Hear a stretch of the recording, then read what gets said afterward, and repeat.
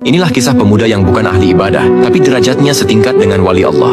Pada sekitar abad ke-5 Hijriah, di sebuah wilayah bernama Kharakan, wilayah Persia, pernah hidup seorang waliullah bernama Syekh Abu Hasan Al-Kharqani. Pada suatu hari, seorang muridnya bertanya kepadanya, "Wahai Syekh, di tengah banyaknya ahli ibadah dan ulama besar di kota ini, siapakah sebenarnya sosok yang paling mulia kedudukannya di sisi Allah saat ini?" Sang murid mengira gurunya akan menyebut nama seorang ulama besar atau ahli ibadah yang jidatnya hitam karena sujud. Syekh menjawab, "Ikutlah denganku." "Kita ke masjid besar, Guru." Tanya sang murid sembari bergegas menyusul. "Tidak, kita ke pasar." Mereka bergegas berjalan menuju pasar. Tiba di sudut pasar, sang guru menunjuk seorang pemuda yang pakaiannya penuh tambalan dan baunya tidak sedap karena pekerjaannya adalah membersihkan kotoran dan sampah pasar. Syekh menunjuk orang itu dan berkata, "Dialah orangnya." Sang murid terkejut. Ia masih tidak percaya bahwa seorang pembersih sampah bisa mengalahkan derajat para ahli ibadah. Saat waktu istirahat tiba, karena penasaran, sang murid membuntuti pemuda itu secara diam-diam dan masuk ke sebuah gubuk. Di dalam gubuk itu terdapat seorang wanita tua, ibunya yang buta, tuli, dan lumpuh. Dengan penuh keikhlasan, pemuda itu merawat ibunya, menyuapinya makanan dengan sangat perlahan, dan membisikkan kata-kata manis, meski ia tahu ibunya mungkin tidak mendengar dengan jelas. Setelah semua keperluan ibunya selesai, pemuda itu segera kembali ke pasar untuk melanjutkan pekerjaannya. Sementara di rumah, ibunya selalu berdoa, "Ya Allah,